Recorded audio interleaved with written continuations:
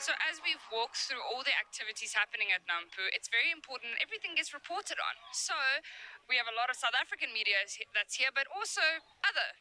So I'm here with Gordon Cornish from Mozambique Cattleman. Gordon, how have you, well, tell me a bit about your magazine. Well, I'm very proud to tell you about the magazine. It's compiled, edited, constructed, distributed, everything between my grandson and myself. Yes. How did I get to this magazine? The idea? Well, I farm in Mozambique. We decided in 2018 we're going to move to Mozambique and farm because there's land available there. So we farm in the northern Inhambane province with cattle, and the farm is called Inyati Ranch. Now, Inyati means buffalo, but that was the registered name of the farm. It's got nothing to do with the cattle. In fact, buffalo and cattle farming don't go too well together because of disease transmission. Nevertheless, Inyati Ranch is on 14,000 hectares, and we are the only registered stud breeder of cattle in Mozambique at this point in time, and we farm with Bonsmara cattle. The problems we experienced in Mozambique was that we didn't know where to buy a syringe, where to buy acaricides. In gewone taal is dit dip, beesdip. Waar kry jy beesdip? So what we then did, I thought there must be some means, some platform, a magazine or a newspaper or something, and to my dismay, there wasn't even a Cadbury's chocolate available in Mozambique at that time, believe it or not, and I'm a chocoholic.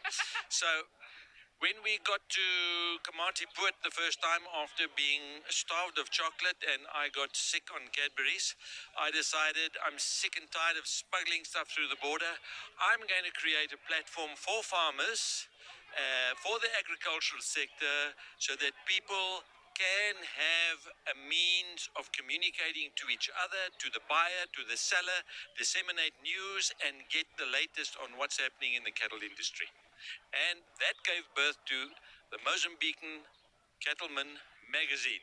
And here I am at Nampo because the South African agricultural industry is actually all over Africa. Oh, sorry, it was a wasp. Carry on. Yeah. That was a wasp. Just say the South African agriculture. South African agriculture itself supports agriculture in neighboring countries, and Mozambique is no exception. The South African agricultural suppliers, though, have great difficulty in getting into that market. It's not an easy market. It's a long country with a coastline of 3,000 kilometers, poor infrastructure, and now fala Portuguese, problema. So if you go and you speak just English or Afrikaans, you're going to have a problem. You've got to learn a little bit of the local languages. So the province in which I find myself, they speak Tswa, which is a division of Tsonga. So if you can speak Shangani, a little bit of Fanagalo, a little bit of English, a little bit of Afrikaans, and a Portuguese word thrown in here and there, you can communicate, and it doesn't take too long, and you become quite fluent with your workers in one or other of the language mixes. Wow, that sounds intense. If it's not the infrastructure, it's the communication. But you as a media person, how have you been experiencing Nampo 2023? Well, it's been fantastic for us because whatever you want to find, it is here. And when you come to a stand and you tell people you're from Mozambique, they're all over you. They don't want to let you go.